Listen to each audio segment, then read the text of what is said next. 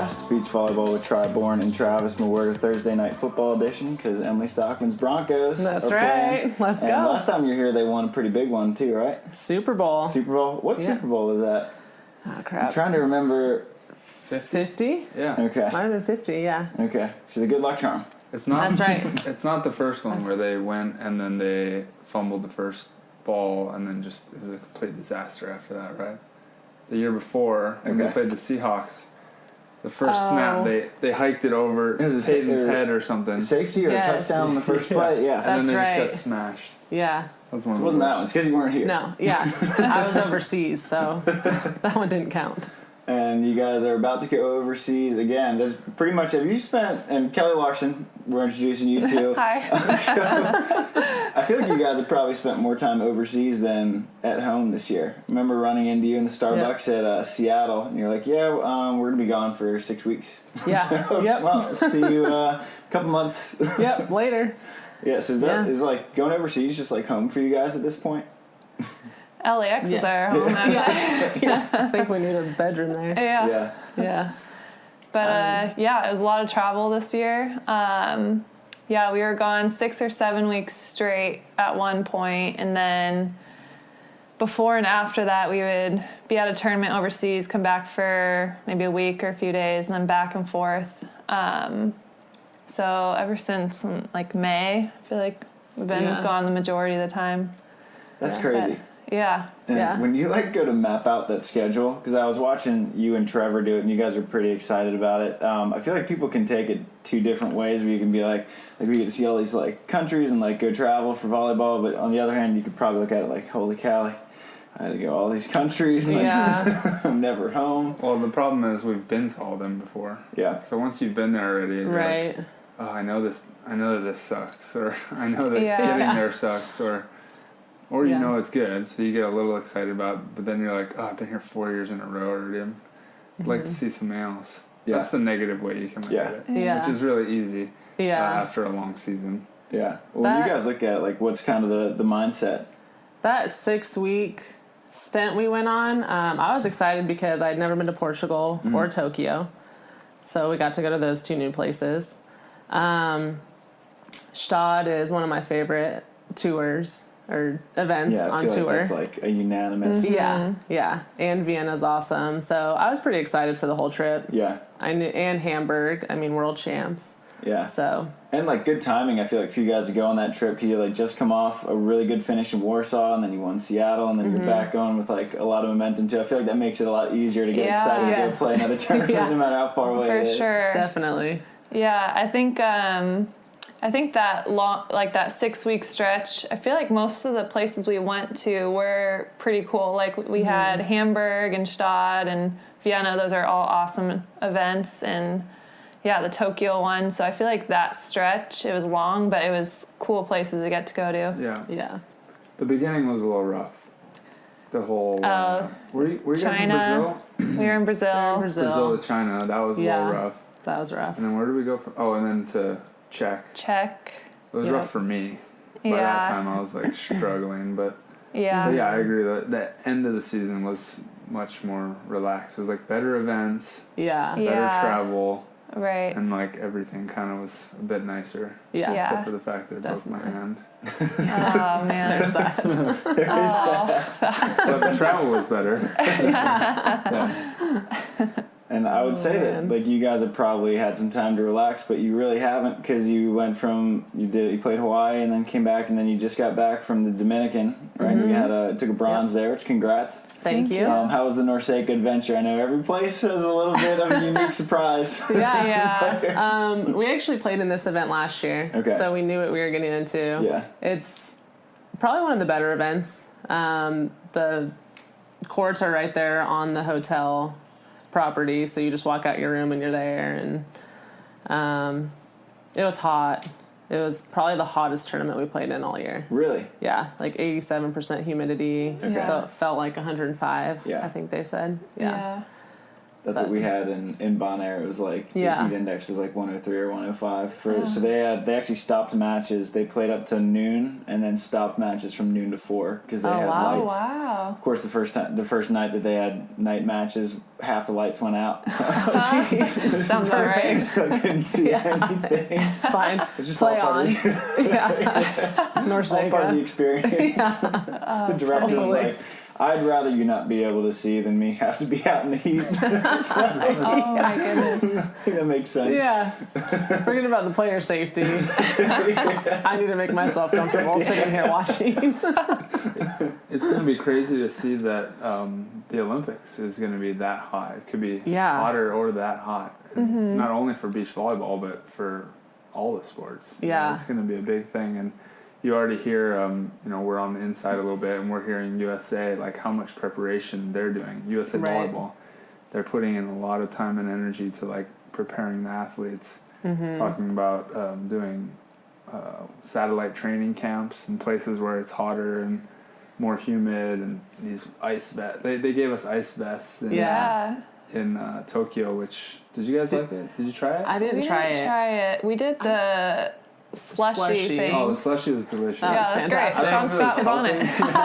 But it was delicious. But it was so good. It was like a Pedialyte slushy that Sean like brought a blender, and he's like blending with his big hydro flask. Yeah. It was great. It was so good. Yeah, they had like, we didn't do it, but they had like pills you could take so it could like test. Oh, you did? Yeah, so there's a pill. It's like a plastic pill you take, and it has a computer chip in it, and it measures your internal core temperature, and then you poop it out later. I mean, obviously, if you eat it. I just thought I'd throw that out there. But that's still not in yet. Listen, I just got to tell the whole story. But I did my thing. I thought it was weird, but I'm like, all right, whatever. I'll swallow this computer chip. That's kind of weird. And then at the end, she's like, you know what? Yours didn't come up with any data. Oh, no way. I did it all for nothing. Oh, no. I was like, it just couldn't read for some reason. And so what was the idea behind it, though? Like, what were they trying to track? They wanted to see how hot your internal core temperature got during a match versus when you're resting versus warming up. And apparently there's an ideal temperature, so they'll know if they need to take more precautions during a match or, like, on the sideline. Based on how hot you got during the match. I saw they just moved one of the running events in Tokyo to a different site for that exact reason, because it was like too hot. Yeah, it might have been some of the longer distance events that they moved, like, I don't know, somewhere cooler a good bit away. Huh. Yeah. Interesting. Maybe in the mountains or something. Yeah, I would think so, but... Yeah. That was pretty cool, though, just being at the Olympic venue, right? Really cool. Really cool. Doing a little event before, it was like kind of becoming real a little bit. Yeah, It was hard to picture, though, right? Like, because the venue was it was just the lot where it's going to be. Like, the way they set it up had nothing to do with how the Olympics was going to be set up. Yeah. So it really wasn't. It was like the Olympic spot, but not the Olympic venue. Right. Okay. Yeah. At one point, I thought it was going to be like the actual courts, like I thought it was going to be set up. Yeah. It's the same sand, though, right? That they. Oh yeah, that's probably true. Yeah. Okay. So they had the sand. They're just gonna keep it somewhere. Yeah. So I guess that's something. But it was dumping rain at one point, so it was like hard packed at times. And right. Yeah. I thought it was good sand. I thought so too. Yeah. You can't really screw that one up for the Olympics. Yeah. That'd be a tough one. Was it the same sand they said they used in London? Is that right? Oh, I feel like I did hear that. Wasn't that like the non-stick sand or something? There's something like high tech about it. Oh. You guys ever hear about that? I didn't. They had sand that was like supposed to not stick to your skin. That'd be nice when it's that hot. Yeah. Well, I don't know. Or maybe you want to like put it on your platform. So Some people do. Yeah. I don't know. It's a thing though. At some point. Interesting. Yeah. I like need sand, like you mentioned, like put on your platform because I sweat so much, and like so I have to put it on there so every time I pass, like it's not just drenched in sweat. Yeah. I practiced with a guy named Jake Urusha for the first time like yesterday. Yeah. And I passed this ball and he tried to set it, went right through his hands. He's like, "Holy shit, you sweat a lot." Yeah, sorry. This is why I put sand all over me all the time. Exactly. Yeah. I feel like you can start doing that. I know. I started doing that. I'm like, Emily, you gotta watch out. My hands a little sweaty. In Dominican, it was like hand setting might be a little bit of an issue here. And those tournaments, at least, like because it's so sticky, like the sand does just stay on you. Oh yeah. That at least helped out. I'm sure. Yeah. That helped with me in Bonaire big time. Yeah. Because I was just like a big like mess of white sand. Yeah. Yeah. I definitely was in Dominican too. Yeah. Yeah. And with the timing of that Tokyo event, does that help with like burnout at all to see, like, because that was like kind of midway through the season towards like the back half where you finally get to see like this is what we're going for. Maybe that give you that extra piece of motivation you might need just to keep doing all these huge crazy trips and like playing nonstop. Because I feel like of all teams, like you and Carrie and Brooke like took like no weekends off pretty much. Yeah. And you guys especially because you were playing AVPs too when you came back. Yeah, but I would say that it was kind of towards the back half of our long stretch, and that for sure just was really cool, a cool event to see, and I think gave us a little more drive and push towards the end, and then our last one was Vienna, so that one's always a cool event too. So that long stretch was cool events that we got to go to. There were no China events, I don't think, in that one, which was nice. So really nice. Total coincidence. Your favorite trip to English. Yes. China wouldn't be as bad if they would just put it in nicer places like and put more effort into it. It's not like I think we make it sound like we all hate China. Yeah. But it's like they just put it really far away. Very remote areas. Yeah, and then like not that many people show up. And it's just not the best well-run event. Yeah. Like after traveling that far and being that exhausted and eating food that you're not accustomed to, you're like, can you just like make it a little easier on us? Right. Like not have to take a 2-hour shuttle from the airport. I've been to China like 10 times now. I've never been to Beijing. I went to Shanghai, but I was an hour from the city. Yeah. So like I've never seen the actual like the good parts of China. Yeah, I know. I hear so many people talking like China is like such a cool place, and I feel like we haven't been to like Beijing or Shanghai. And I've flown through and driven through Hong Kong, and it looked like the most rad place ever. And my brother-in-law has family there, so my sister went there and they visited. And my sister's like, "Oh, it's the greatest thing ever."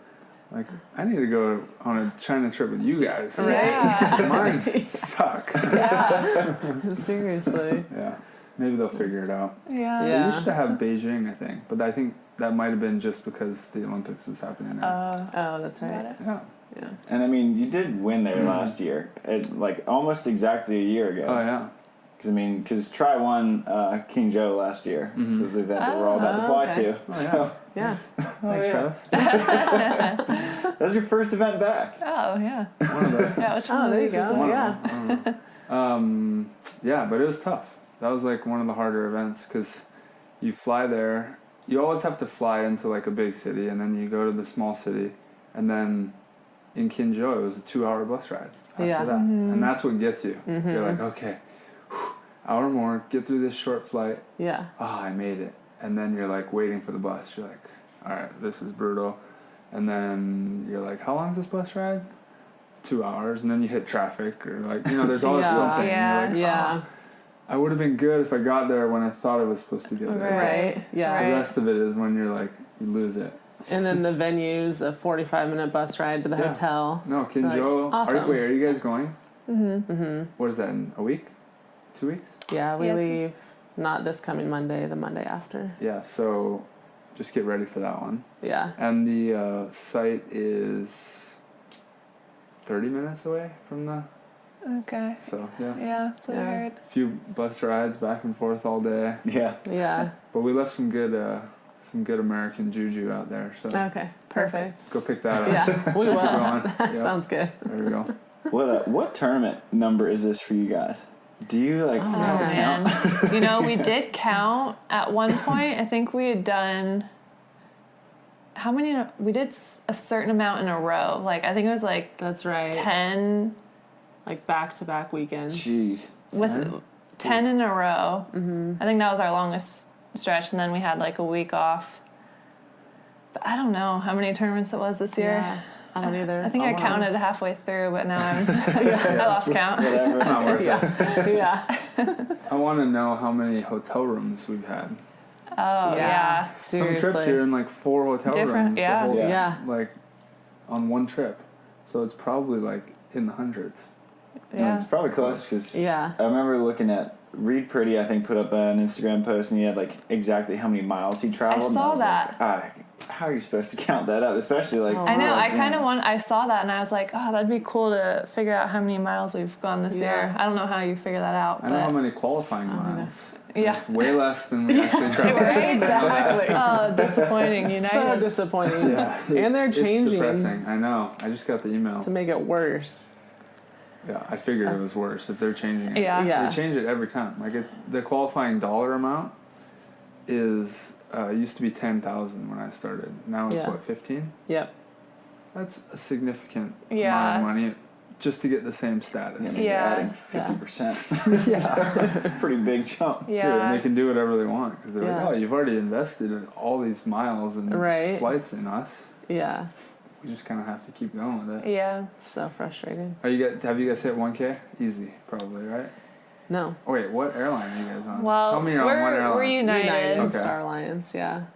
I just got platinum. Well, why wouldn't we be? Mm-hmm. Yeah, we both actually just got it. Me and but Trevor were like... I don't know if that's because we booked some flights with award miles. Yeah, if that. I mean, I've feel like booked I a only few. booked like one flight with award miles. But it's like, because the Chase credit card doesn't count for 1K. Right, like you the spending amount? Yeah, I know. But I have the same thing. And me and Trevor reached it. Dang. Huh. Uh-huh. Nice. Better for us. Upgrade. Dishing out some money. Yeah, I don't know. But yeah, hopefully you get there. A few more trips, right? China is like, that's going to boost you right up there. Yeah. China then... But isn't it only United flights though? No, Star Alliance. Like our miles are like way above, but it's just the qualifying dollars. Oh, so you're just on the dollars. Yeah. Mm-hmm. So you get a certain percentage of it. Like you get a lower amount if it's on a partner airline, but you still get some. Okay. Mm-hmm. But if it's like, I don't know, there's like all these rules. Like sometimes if it's a partner airline, but not the right one, then they won't give it to you. Mm-hmm. So I don't know. Yeah. Good luck. Yeah. I feel like that's what happens. You gotta upgrade. Actually, we did upgrade ourselves at one point. Like during those terrible travels, we upgraded ourselves on international and paid for it. Uh-huh. Yeah. So you pay like $2-3 grand, but then you get those qualifying dollars. Oh, okay. So works out. Yeah. You're gonna have a career as a travel agent. Seriously, I feel like all beach volleyball players, after you're done, like, no joke. you know how to book flights, book hotels, transportation, everything. Yeah. Mm-hmm. In 2016, I had to. So I was trying to get 1K, and I had the miles, and I had to spend like $2 grand on a flight, like to Hawaii or something, like something super short, just so I could get the qualifying dollars. Yeah. And then I didn't travel the next 2 years. Oh, dang. Yeah, that was brutal. I had terrible. all the global upgrades and everything. Yeah. I sold them off on the black market, but Perfect. or whatever that is, I don't know. On the Trevor Crab market, probably. I sent an email to all the USA players at one point, like trying to pawn them off. Yeah, it's brutal. People, our lives aren't easy. Yeah, definitely not. All the other professional athletes are like, oh, we just get on the charter plane that's we just waiting show for up. us. Yeah. Just show up. We got food and everything. Yeah. Don't have to do our laundry. China trips are great. Yeah, right. And we have nice. China. Are you guys straight in, or is there a quota? Well, technically we're in the country quota. We heard that, so we're not sure. I don't know how to answer that. We may or may not be in the quota. Okay. I don't think we will be in the quota. Got it. So yeah. Does that answer your question? Loud and clear. How many women's teams are going? There's 5 signed up. The guys are so lazy. Yeah, it's just 2 guys. Ryan and Miles and me and Mike Bogue. Oh, there we go. Oh, Perfect. Wasn't there another team signed up? Billy and Stafford were, and then they kind of waited out, I think, with their finishes right now, and then like just the expense of going to China, and then with Mexico right after. Yeah. I think they were just kind of focusing I think on they Mexico. don't want to drop their world champs. I think they're holding on to that for as long as they can. At world champs. Yeah. Oh, okay. Which is smart. Yeah. Which, how come, so at this point, is the race so tight that all of you guys, like except for April and Alex, pretty much like have to do the 3 stars? I don't necessarily know that everybody has to. Yeah. We're doing it because we need to replace some finishes. Okay. But now that the schedule's out, and it's nice to know we actually have a lot more chances, and that could really change a lot of things, I think. Yes, there's what, like 10 4 stars? I think, and yeah. 1? There's a Is there a lot. major before? There's one major. Yeah, 1 5-star. 10 Okay. 4 stars? I didn't count it I think out. there's 10 in a major before Tokyo. Yeah, there's a lot of tournaments It's a left. whole season. It's a whole season. Yeah. Which I think the So. first is what, Doha? Doha Well, I guess for not the for you guys, men's, but, and We then do Cancun. Cancun and Singapore. Pretty cool 4 stars. Yeah. Singapore is awesome. I know, good I'm so start. I excited. know. Yeah. What did you guys think of the schedule when it came out? Man, I was looking at it mostly to plan my wedding. Figure out when to plan my wedding. Congratulations, by the way. Thank you. So we wanted to do it before the season gets started. So, but yeah, after looking at the schedule, it looks like a lot of the same places except for the Singapore and Cancun. Couple Chinas in there. Of course. And Rome dropped to a 4-star, right? I think. I didn't see did that. it? I thought it did. On the schedule? I could be wrong. I thought it was a 4. On the schedule that came out, it was still a 5, right? I thought it was I a don't 5, remember. but Okay. it might have changed. Could be wrong, but. So we've got Singapore and Cancun, though, which Yeah. are pretty cool Yeah. stops. I know. Yeah. Yeah, that was really fun. That'll be super fun. Singapore's rad. I've never been. I So- went, was it last year? Mm-hmm. Yeah. I played in Thailand with Caitlin Okay. for a 1-star, and it was right before Kelley and I teamed up. Okay. So then I was going straight from there to Xiamen and had like 3 days in Singapore by myself. Nice. And just like explored. Good place to kick it? Oh my gosh. It's amazing. What kind of place is it? Is it like a beachy kind of place? Or No, it's not. Not It's a like big Thailand. city, right? No, City? it's a big city, and there's kind of like, you have like the downtown, like metro area, and then there's like the older, kind of like old town area. And they have botanical gardens, and just, there's like a Disney resort, yeah, that I went and walked around like all day. It was amazing, yeah, like so cool, yeah. Sweet. I feel like that's gotta be. It's super cool when like your schedule is just like tournament and then travel and then tournament, and you're just like, oh my god, I get to have fun, just like no volleyball fun, and just get to like chill, and explore, like, hang out in Singapore, and like go to Disney. Yeah, go to Disney. I feel like because I had that happen in Hawaii because I was leaving from Hawaii to the NORCECA, so I had like 4 days just kind of hang out. I was like, I feel like this isn't allowed. Like I'm breaking a rule by not playing volleyball on like a volleyball trip. Like, just hanging out. Yeah. So nice. Yeah. Yeah. Now and then you guys will have China and then Mexico and then calling it for a while. I would And think. shut it down. Yeah. Just wedding planning. Yep. Exactly. For sure. And how much of a gap is there between China and Mexico? Is it like right after? I think there might be like a week at home. Yeah, I think Right. we come home for like a week or a week and a half. Yeah. I believe my flight leaves on the 12th, November 12th, Okay. to go out there. Oh, so okay. 11th or 12th. So So yeah. when Oh yeah. Maybe like a week. We come back I think the 4th from China.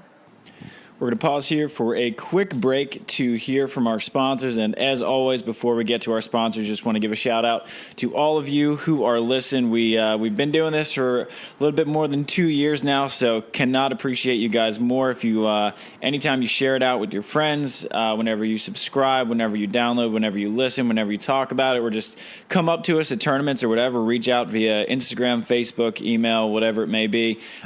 We cannot appreciate it more. So appreciate all you guys, the listeners, and of course we do appreciate the sponsors. Without either the listeners or the sponsors, there is no show for Tri and I to have.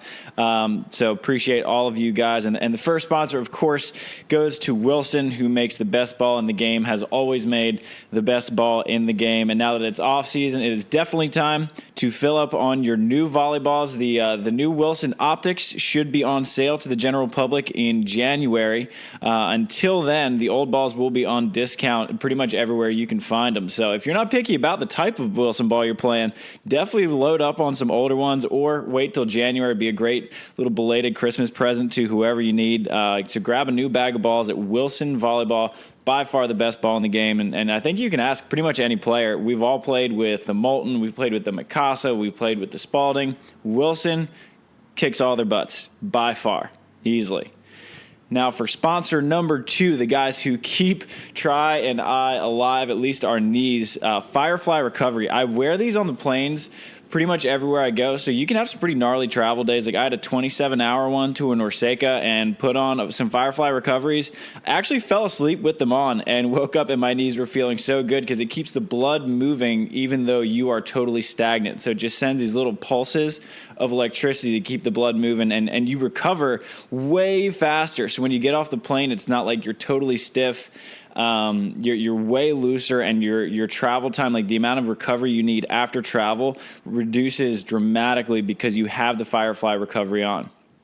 So appreciate all those guys for keeping us healthy, for keeping our volleyball bags loaded up with brand new volleyballs. And last but not least, shout out to Pacific Coast Wealth Management. And here's our Pacific Coast Wealth Management Olympic update. Leading the Olympic race on the men's side, no shocker here, is Norway's Anders Mole and Christian Sorum, the phenoms from Norway. Number 2, the only guys who really seem to have their number a little bit is Russians Vyacheslav Krasilnikov and Oleg Stoyanovsky. Number 3, Alisson from Brazil making a comeback. Him and Bruno looked pretty brutal after Rio, but now him and Alvaro Filo are number 3 in the world in the Olympic ranks, followed by Evandro and Alisson's partner Bruno Schmidt. German Wonder Kids, Julius Tali and Clemens Wickler are number 5. For the American side, however, Bourne and Trevor Crabb are still leading the U.S. They are number 11 in the world, number 1 in the U.S. They have 5,960 points, and they are just above Taylor Crabb and Jake Gibb at 5,700. Our third American men's team is Phil Dahlhauser and Nick Lucena. They have 5,360 points. Now, for our Pacific Coast Wealth Management update on the women's end. This is an American heavy ranking. So after Brazil's Rebecca Cavalcanti and Ana Patricia Silva, who have 8,800 points, at number 1 in the world, we have Alex Kleinman and April Ross. Coming in at number 5 in the world rankings, Olympics-wise, are Carrie Walsh-Jennings and Brooke Sweat. Number 7, Kelly Clays and Sarah Sponsel. Number 9, Kelley Larsen and Emily Stockman. And still in the race, to be totally honest, are Sarah Hughes and Summer Ross. They still have 8 finishes, so if they get 4 more, they'll get the required 12. It is an uphill battle, but they are still in the race. So that is your update from Pacific Coast Wealth Management. That is your update from the sponsors. Trying, I love all you listeners, love all you sponsors, and now we will get back to your regularly scheduled programming on SANDCAST. Okay. So a little bit of time to get ready again. One of the things that I always wonder with how like your travel schedule and like you talked about it a little bit is how difficult it is to actually like train and stay sharp when you're on the road that much. How do you guys like train and like get the reps that you need and like get in the gym? Because like you guys are like one of the fittest teams on tour, and like I've always been so curious like how people just like stay as sharp as they need to be when like going for the Olympics. Because like it's pretty hard just to like get a practice court and like get all the reps that you need. Yeah. Definitely. I think it definitely helps having a coach with you traveling, because then they can help organized teams to practice against, and they can organize the practice so you're not thinking about what we want to do and what we want to work on. It's like the small stuff too, like even like having someone like pump the ball up and like get it ready, right? And, like, sign you up for the court, and like the fact that you're not like throwing balls with spin so that it seems like you passed it. You actually have it coming off a platform. Yeah. Right. It's like the really small stuff. They can like just make your life a little easier. Help manage, that's kind of part of it, on top of the coaching and like obviously setting up film, going and getting video and maybe bringing it to you or whatever it is. You know, it's huge. Yeah, for sure. Definitely. Yeah, we've also started this year working out with Mikhail, who you know well, and he sent us a lot of stuff while we were overseas, different workouts, doing the gym. He's been awesome for us, such a great trainer, and it's just kind of different than anything I've ever done before. So I feel like having him as part of our team just has really helped us a lot, like on the road especially. Yeah. Do you guys is there like, I feel like there should be like an app made where you can just locate like the best gyms in each city, like in the country, or that you're in. Like, how do you even find like gyms in Qingzhou, China, for example? Actually, the nice thing with Mikhail's workouts is, is like hotel you don't really need equipment. Like whatever you need, you bring with you, bands and stuff. Yeah. And he writes them specifically, so it's like if you have to do it in your hotel room, it's not a problem. You can still get a full workout. That's awesome. Yeah. So that's been super helpful. Get a little pocket trainer. Yeah, exactly. If you can read his handwriting. It's a little sketchy. You want to try and sit down and see what you're doing before you start, because you might have to I used to type it out myself, and then I got too lazy. But then I'd like have that workout. Oh, that's smart. Yeah. That is smart. I got too lazy. Yeah. Mikhail's kind of a game changer. Like, he just thinks so differently. He has his own very unique style, and which is why he like wants to train out of his own garage and his own gym, do things his own way, because he has like tons and tons of certifications. Like the stuff that he knows is crazy, but then you walk into his house, it's like just like a normal garage. I mean, he has everything somewhere, and he knows where it is, but you don't know where it is. It's an organized mess. Oh, totally. But it's definitely a game changer. Like you hear John Hyden talk about him all the time. Like, literally, John lived in the valley so he could work out with Mikhail. And that's how it was for me. I've driven up from here, which is like an hour each way, for like since I started playing with Hyden. That was 2014. Wow. Yeah. And I'm always like, oh, this traffic sucks on the way up, and then on the way back I'm like, all right, it was worth it. Yeah, for so sure. Worth it. It's worth worth Plus all you the get a traffic podcast and But yeah, I know. Exactly. I think a lot of people don't really relate. Like, I've talked to Phil before about it. He's like, dude, why are you doing that drive? Just work out here. It's way easier. The trainers are fine. I'm like, yeah, you don't get it. Exactly. Like, you can't do the same old stuff. And I mean, it's not like USA doesn't have a good trainer now. Like, Christian's great. Yeah, he's awesome. But it's so like specific to your body. Like you said, you can text him and be like, hey, my shoulder's a little tight. I feel like I have less range here. And he'll tweak the workout, and he knows rehab. I think that's really important too. You don't have many trainers that understand rehabilitation, and more importantly, prehab, and that's something that he has. And I think that's why, like, when athletes switch to him, they're like, whoa, like, this is completely different. I'm like saving my body. I'm not beating it up in the gym. For sure. This is recovery. You're basically recovering while you're working out and building muscle. Yeah. Right? Because you're like rebalancing yourself and like making sure that you're, not overbuilt in certain ways, which our sport is like, we're getting overbuilt all the time because we're overhead. Right. So he's been a game changer for me, and we've been talking about getting him on. I told him. Oh, you should. That'd be awesome. He said he'd do it. We'll see if I can get him on. We'll go set it up in the gym maybe. Heck yeah. Be a fun one. Yeah. From what I hear he's got a heck of a personality to have on the podcast. He doesn't let anyone up in the gym. So if I get you up there, Travis, need like an initiation. Well, he might kick your ass. You don't step in the gym without working out, and he might need to show off a little. Yeah. make you cry maybe the first day. I was sitting out for a couple weeks, so I'm like full on ready to go again. Yeah. I love it. How much of a difference has it made though, being like in maybe a little bit better condition, or maybe not better condition, but just like a different kind of condition? Because I feel like it's really difficult to prepare for like just the damage that traveling does in your bodies and just competing for 10 straight weekends. Yeah, definitely. Yeah, I feel like we stayed really healthy this whole year, and there's a lot of teams that kind of started breaking down a little bit, and we felt good throughout the year. I think a lot due to what we were doing in the gym, and just conditioning wise, like everything we do is very tailored to your position and to volleyball. So every movement that we do in the gym is like very related to volleyball and has a purpose for why we're doing it, which is really cool. So, I mean, his workouts are killer. Definitely you get the your hardest butt ones kicked. I've ever done. Yeah. You get your butt kicked and you don't lift a single weight. It's bizarre. But, yeah. It's crazy. But it's definitely helped us conditioning-wise in matches this year. I hardly ever felt winded or gassed, and same. I think it's a lot due to how he's training us. And your body just kind of what Tri said, like you don't ache and feel like your joints hurt after a session with him.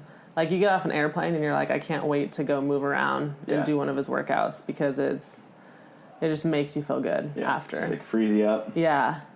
Like everything's firing. You get everything to fire. You get everything moving, and it's just you don't wake up with back pain or It's How'd you guys find him anyway? Was it because I know like Hayden tries to keep him secret? So. Through Evie. Yeah. Okay. Yeah. All right, so Hayden, if you're listening, it's Evie's fault. Well, you're gonna have to first. You have to talk to Robin. Robin met Mikkel first. Oh, that's She's what I the heard. first one. Okay. I heard that. And then she convinced John, who was about 25 or 30 pounds heavier than he is now, to work out with him, like just try it. And then once he started working out with Mikkel, he started winning. So he just like kept going. Yeah. And then he brought Evie in and a few girls over the years. Angie Akers was in there for a while. Oh, that's right. Yeah. And then I got introduced. And then Robin was giving me crap when I came back because I wasn't playing with Hayden anymore. She's like, no, you're out. You can't. You can't do that. And then Mikkel was like, no. You've been in here too long. Like, like you're in. She still gives me crap about it though. Yeah. But it was Robin. We have to give Robin credit or else you're gonna hear about it. She's the kingpin. Yes. Yeah. And when you have like a schedule that was as long as and extensive as this one, when do you start training? Like when does like I guess preseason begin for you guys? And we'll say that like I don't even know if the Hague what year that would count as, but like for an event like if your season started in like February or March, like when do you guys start getting ready? Well, last year was interesting because we weren't going to go to The Hague, but we were going to go to Fort Lauderdale. So we started training kind of we started a little before Christmas, or we started in December. Yeah, we did. And then January, and then we realized the Fort Lauderdale was canceled. So then we're like, oh, do we stop now brutal. or do we keep going? Like, because then the next tournament wasn't until March or April. April, yeah. Had you guys played in Vegas? Yes. Yes. Yeah. Okay, so you guys at Vegas. Yeah.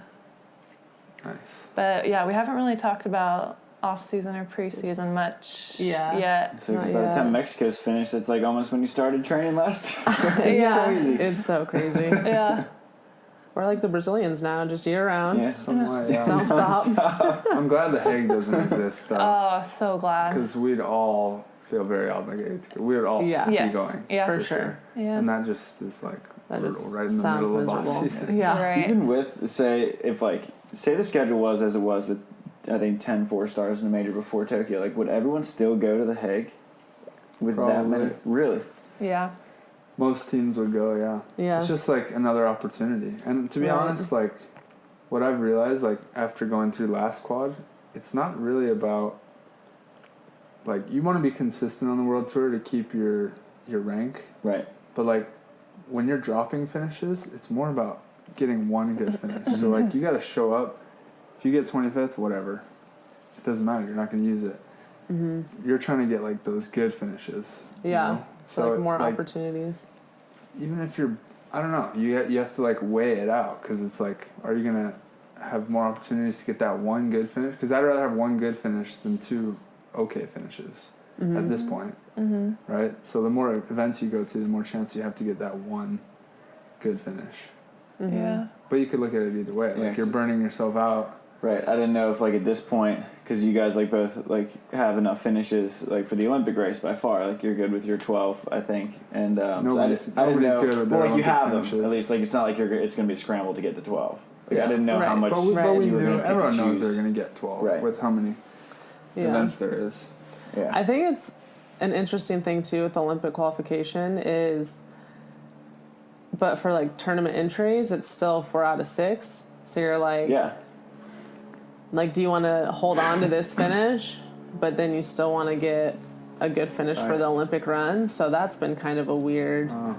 It's been like really interesting to watch on the women's side because there are so many teams in this race that it keeps kind of like flip flopping. Like you look at like Carrie and Brooke, who kind of jumped in, and then I think they're still second points wise in the Olympic race, but you know for a while they were back into country quotas because they had lost a few good finishes. Yeah. And it was bizarre to look, and I think it's hard for just a casual beach fan to understand, like, well, Carrie and Brooke are, like, up here in the Olympics, but they're down here in the world ranks, and, like, it doesn't make sense to a lot of people, because there's two different ways to do it. It's confusing. It's so confusing. Took me a long time to figure that out. I did not know what the system was, but... Yeah. How much do you guys, like, keep track of the points a whole lot, or, like, the Olympic race or anything, or is there just, like, so much time left and events left that, like, you don't... It's just going to work itself out anyway.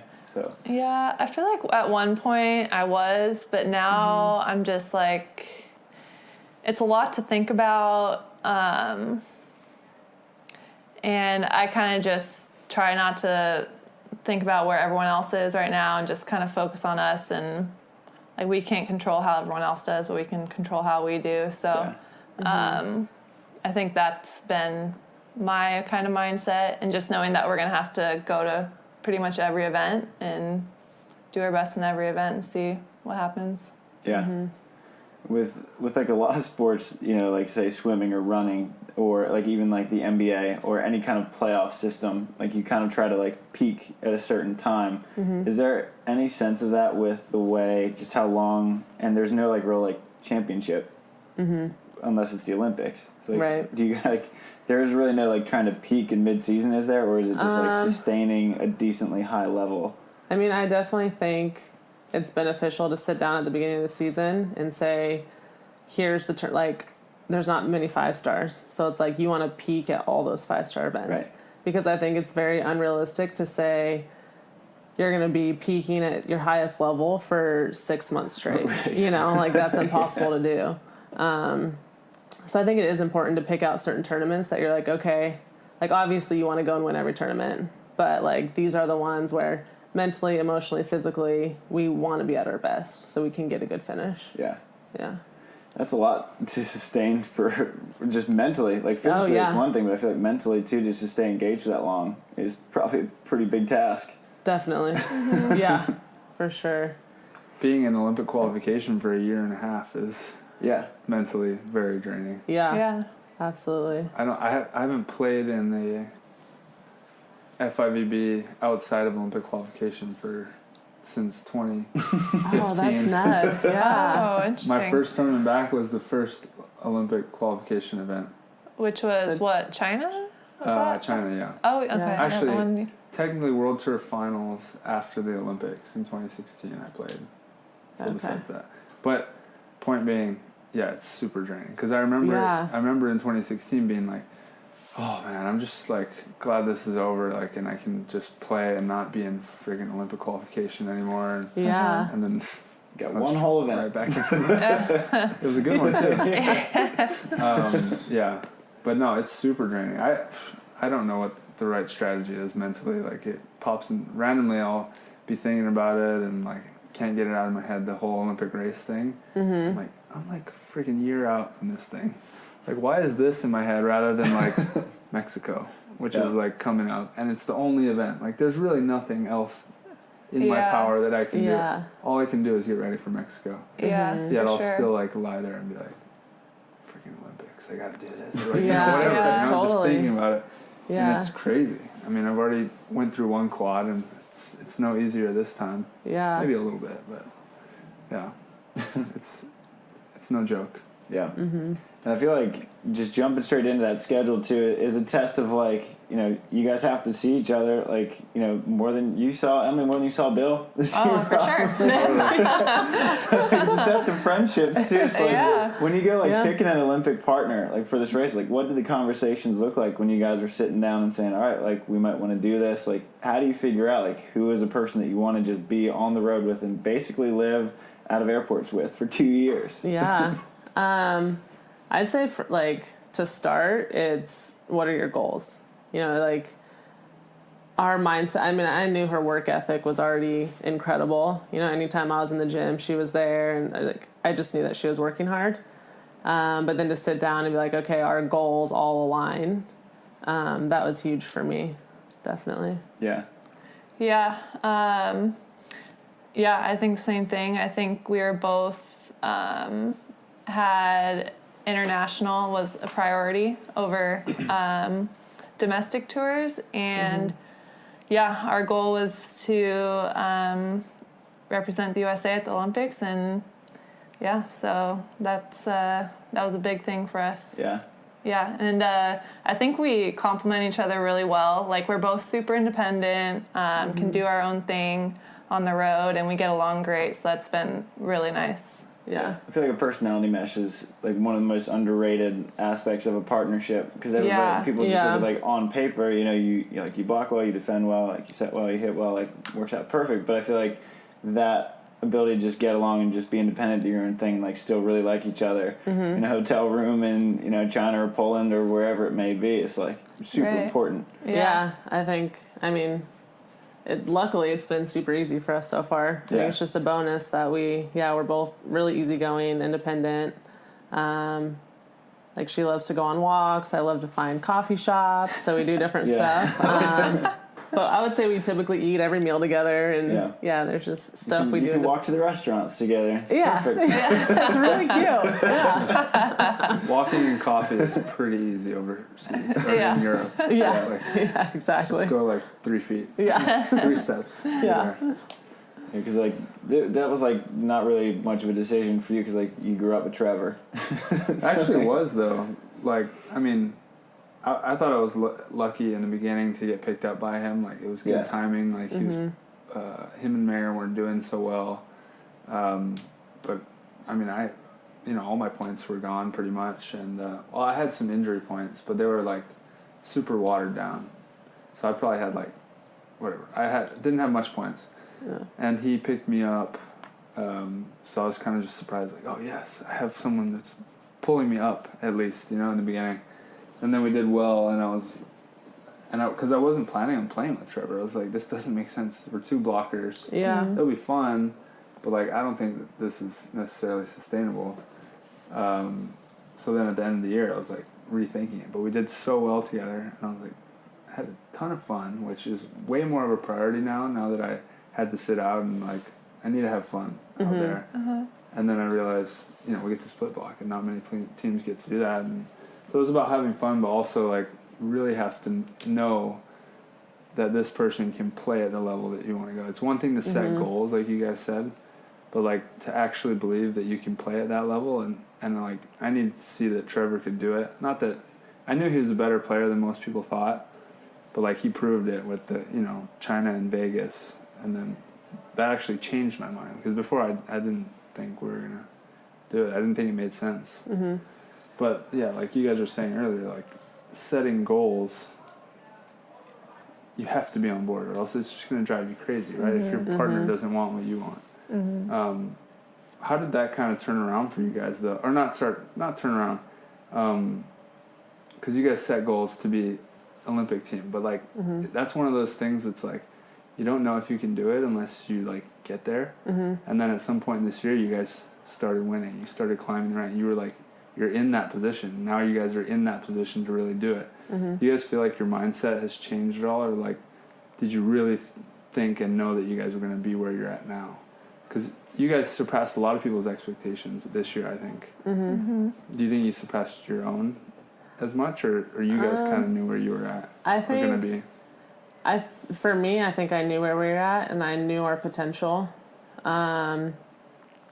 So it was kind of interesting, like after big events and we'd have good finishes and people would be like, oh my gosh, like we're surprised. But for me, I was like, I'm not surprised. Like I know that we can hang and beat these teams. Yeah. And it's just about us like doing it consistently, you know, and playing at that high level that I know we're capable of. Right. Yeah, I think that's the biggest thing is consistency. Because, I mean, we've beaten a lot, like all the top teams, and I knew as a team that we could as well. But to do that consistently is a whole different thing. We've had some good wins, some not so great tournaments, so I think trying to maintain that consistency, which every team is trying to do. Every team has ups and downs, and I think we had a little bit of that this year. But, yeah, just gonna keep pushing for that consistency. What's the difference between the Kelley and Emily that got a silver in Warsaw and then won Seattle versus the Kelley and Emily that might maybe lose in a country quota or take a 17th or 25th or something? Like, is there something on paper? Is it just like miscommunications, or kind of what do you think that you might need to shore up to maintain that consistency that we were talking about a little? I think it comes down to just focusing on us and our side, and just having and finding our rhythm, and not, I mean, obviously it's awesome to have a game plan against these opponents, and everyone has film on everyone right at this point, and everyone knows everyone's game. So I think just putting more emphasis on our side of the net instead of what the opponents are doing, or our game plan against them is just worrying about us. It's crazy because the competition is so gnarly. So like the difference between losing in a country quota, like if you pull out that one match in a country quota, you could be on the podium for that event, you know? Like I feel like it's so fine. It's crazy.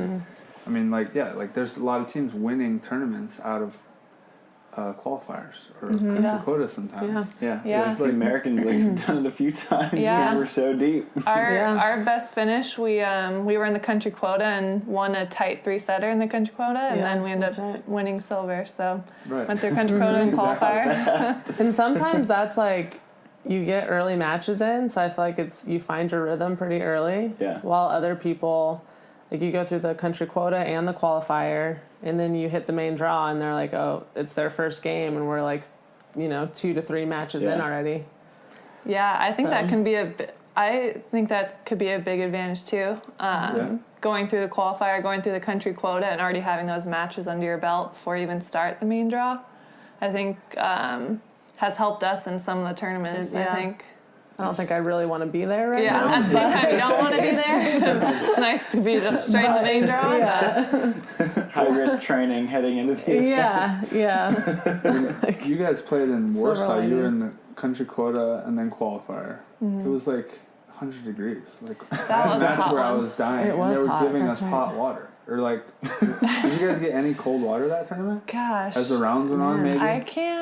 I don't even remember. Oh, from that little bar in the middle. They had a little bar at the middle. But like they weren't serving cold water on the bench, right? It was those Red Bull coolers. Yeah, with nothing in it. That's right. It was like a little bit of AC, but like the lid's plastic and open. Yeah. It was like AC cooler. Yeah. It was so dumb. Perfect. I was dying. That was a hot tournament. You guys I forgot about that. All the way through. Yeah. That's insane. And there was. Did you guys notice that the water was a little bit bubbly? It was like sparkling water, but like a little bit. Yeah. Like yes. 10%. Yes. They had that at the hotel too. Yeah. I was like, this doesn't taste right. It's warm. God. That's right. Yeah. That's right. I forgot about that. Well, good job dealing with all of that out of the country quota, because that was gnarly. When is like the conversation for next season beginning? So we mentioned that like training like we don't even know where to begin now because like Mexico is so late, and then we at least there's a little bit of gap for you guys now that The Hague and Fort Lauderdale's not happening, so no even like teaser in February this time. But that's like nice. when does the conversations for next year begin, and just like what you're looking to do? And I would say pretty soon after Mexico. okay, I just kind of get through Mexico, and then probably sit down with the team and kind of plan out what the year looks like, what our goals are. Yeah. Yeah. And what the wedding looks like, which is great. Right. I'm sure That's right. The best thing you've had to plan all season. Yeah. True. A lot of Yeah. planning going on for you. Yeah. So that's been interesting. It's been fun. But it's kind of a short engagement just because we wanted to get it to have our wedding before the season started, and we were debating whether to have it before or after season, but then I was like, I don't want to be trying to plan when we're out of the country and do all that, so it might be nice to have it before. So then once the schedule came out, we kind of looked at the dates and figured that the beginning of March is going to be the best time for us. So You got to put Bill to work. I know. I'm trying. Get those flowers, buddy. Flowers arranged. Pick the colors. Yeah, colors and everything. Don't get it wrong. Yeah. Yeah. Don't mess this up.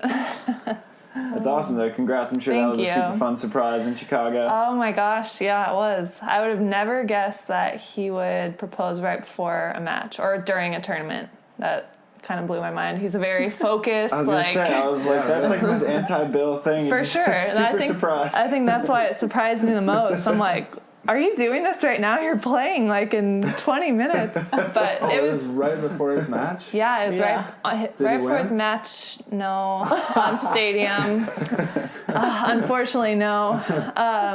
Right at that moment, you're like, damn it, now you're bringing this money in for me. I know, right? Let's go. Come on. Gold Series. Everything just switched. Gotta pay for this wedding. Yeah, exactly. But yeah, so he did it right before his match in Chicago against the McKibbins on Stadium.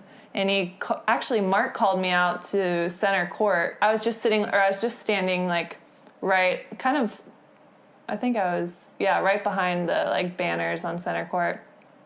And Mark was like, Kelley, are you here? They need you to warm them up. And I was like, okay. I thought maybe Evie, their coach, was in the bathroom or something. So I go back to like serve him, and he's like, no, come over here. I'm like, why? He's like, let's just pepper. I'm like, oh my gosh, something's up. You would never have me pepper with you 10 minutes before your match. And then I knew what he was doing. Then he ended up proposing, but it was very exciting because we had both our families there. His whole family is from Milwaukee, or nearby Milwaukee, and so they were all there. I had a bunch of family there, so that was really special, but definitely surprising, and it's on Amazon Prime, so you can always go back and watch it. That's good, yeah. That's awesome. Well, congrats again. I'm sure Thank that you. was a super fun way to kind of not conclude the AVP season because you still had Hawaii, but You're just right. kind of like an end to it. I'm sure that was like a super fun highlight to have. Yes, it was, for sure. You know if the wedding's going to be in the Midwest or No, it's going to be out here. Nice. Yep. Yeah. The girl always gets it. Mine was here too. Was it? I wanted it to be Hawaii, but Yeah. no, it's good. Cali's not a bad spot. Yeah. March might be a little cold in Wisconsin, so Yeah. here might be a little For sure. nicer weather. Yeah. That's true. And it'd be closer to San Diego because you grew up in San Diego, right? Mm-hmm. Okay. We're going to have it out here Okay. in like Redondo Beach area. Awesome. So, Nice. yeah. Fun stuff. I know. Very fun stuff. Yeah, got a lot of fun things ahead. You guys got one more international swing before the season's at, and then you get to rest. Like, do you guys even know how to rest anymore? Two more. Well, I guess, I was kind of combining Oh, into one. okay, gotcha. Yeah, but 2 more long flights, Yeah. and then it's time to rest if you guys even remember how to do so. No. Yeah, it's tough coming back home and getting on your sleeping schedule after being on the road and adjusting the time changes. So finding that sleep pattern has been a little difficult for both of us, but for sure. I think I'm really excited to just start wearing different clothes. It's like come home, dump it in the washer, and then repack it. Yeah. So I'm pretty excited to just Yeah. One of the weirdest parts though about being gone like for 4 or 5 months was before we like left, it wasn't even, summer hadn't even started. Oh, yeah. And we get back and kids are back in school. I'm like, what? Where did summer go, guys? Happened? Yeah. We completely missed summer. We completely missed it. Oh, it was so weird. It was like so you just weird. like time travel, just like brief, like just goes in fast motion, and then you come back. Yeah, straight from spring to fall. It was weird. so crazy. Like that happens easy in California too, or just like in the sport in general. Because like California, like it doesn't really change weather all that much or all that drastically. Right. I mean, you probably recognize it as much as I do, just because I grew up on the East Coast and like there are 4 very defined seasons. But California, I'm like, how is it almost November? Like, I'm from California. I'm from San Diego, so I can actually always tell. Even though it's the same temperature, everyone's like, it's the same thing every day, but I can definitely tell when it's fall. The shadows are a little different. The sun's a little, I can tell. I've been around it long enough where I can tell when it's fall. When the fall sun is different than the summer sun. It's a thing. Sunsets are a little bit different. Yeah. But definitely, like in Maryland, it was like, oh well, the leaves are now like 30 different colors. Like we've changed seasons. I'm from Maryland. Yeah. Oh, so cool. Yeah. Wow. That's what my mom always asks. She's like, "Don't you miss the seasons?" Yeah. Like, I can just fly home, just like get a 2-week taste of it, and then come on back. Right. I like having the sun every day. Yeah. I miss the season so much. Yeah. Mm-hmm. Well, how long have you lived out here? Since 2014. Okay. Yeah. How tough was it to make that move? Because grew up in Colorado, but then you college at Wichita State? Yep. Okay. And then 4 years of indoor in Europe. Okay. So I haven't lived in Colorado since 2006. Okay. But like all the places I played overseas where it was winter, it was cold, it was snowing. The transition here has been interesting. Yeah. I'm definitely more of a mountain person than a beach person. Yeah. That's for sure. Yeah. It's not, I definitely won't end up here. Long term, yeah. I feel like a lot of people say that, but we always end up here longer than we anticipate. Like I'm still here. Yeah. I thought I was going to Cali for college. Yeah. And I'm still here, so you got to find the right guy, I guess. I also don't see that happening out here, so. Oh, there you go. Cali guys. Yeah. What does off season look like if you guys are keeping volleyball away? Like what's happening for fun? I would say I'm very active, so I like doing anything active, hikes. I still love going to the beach, even though we're at the beach every day. Mm-hmm. I'm obsessed with the ocean and the beach, and you found the right thing to do for a living. Yeah. So I'll probably still be going to the beach like every day. A little bit of tennis. Maybe some pickleball. Oh yeah. Nice. Yeah. I'll definitely go to the mountains. Yeah. Ski? Probably snowboard. We'll see. Did you see Laura Dykstra's trip? She hiked from Mammoth to Yosemite.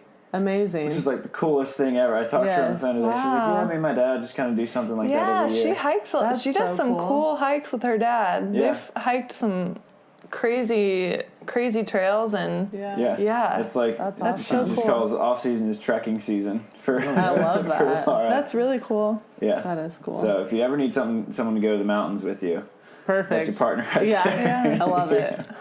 Yeah. Yes. Well, we've held you guys for a while, and I'll be seeing you guys in China here soon enough. Yes. So safe travels. Yeah. Me too. We do have one question that we ask every guest on the show. If you had to give one piece of advice to an up-and-coming beach volleyball player, what would that piece of advice be? We're talking like young players, like could up be and coming, young, or could be a freshman at Pepperdine, maybe. or someone who's new to the beach, or whatever it may be. I would say enjoy it, and sometimes you can get wrapped up in just like the wins and the losses and the training and the routine and everything. But I think it's important to have kind of perspective and enjoy it and realize, like, we get to play at the beach every day, which is so awesome. And just, enjoy training, enjoy the journey, and kind of put some perspective on the training and the routine and the grind and everything. So I like that. Yeah. I like that too. Yeah, I would say definitely to make sure you're having fun, because as soon as it's not fun, it just kind of, I feel like it just overflows into other parts of your life. Yeah. And if you get to a point where you feel stagnant and you're not really enjoying it, to just step away for a little bit, just for me, it's like going to a cabin in the mountains and just being alone for a weekend and then coming back just feeling refreshed. And so just, make sure that you're having fun. And when you're not, find a way to bring the fun back into it and the joy. Yeah. You get me excited for like mountain season. I'm going to, me and Delaney are going to Yosemite at the end of November. Oh, cool. I can't wait. Are you hiking Half Dome? We were talking about doing Half Dome. We're probably just going to end up, you need like a permit to do it, right? Yeah, you have to be in like the lottery. Yeah, so I don't know. We might look into it. I don't know if it's too late, but that's on the list. Okay. That and like hiking up the back of El Cap. Okay. I'm going to do the front.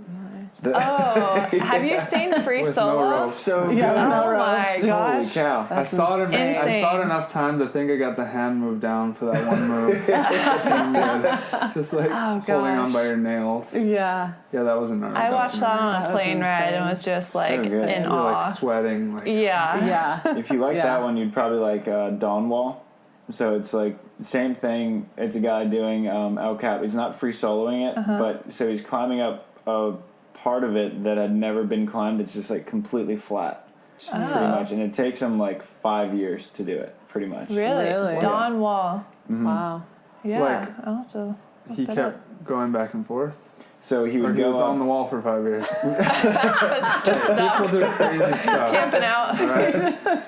It ended up being, I think it took him like 2 or 3 weeks, like to finally get up, like on his like recorded like climb or whatever it may be. But he was going back and forth on the wall, like trying to figure out like how someone could possibly get up this face. Like he was just obsessed over it. Wow. It became like a crazy. national like phenomenon because like Obama was president and he was like weighing in on it. And, like, people were like TVs were like live broadcasting it. That's insane. Wow. So if you enjoyed Free Solo, you'd like that one a lot. Yeah, Check it out. for sure. Yeah. You guys got me wanting to go to the mountains right now. I need to get out of here. I'm going tonight. Tonight? Yeah. I'm Where you going to headed? Big Bear. Oh, nice. For 2 nights. Is there snow up there yet? I don't think so. Okay. Just going to go Just hang out in a cabin cabin weekend. and Love take that. the paddleboard out on the lake. You rent a cabin? What's the go-to? I need to start doing this. Airbnb. Airbnb it? Yeah. How do you get the paddleboard? You have one? I have one. Yeah. Dialed. Yeah. Gabby, I'm ready. let's go. Put that baby up. All right, guys. Well, thanks again for coming on. Yeah, thank you. Yeah, thanks for having us. Good luck in China and Mexico. Thank you. All right.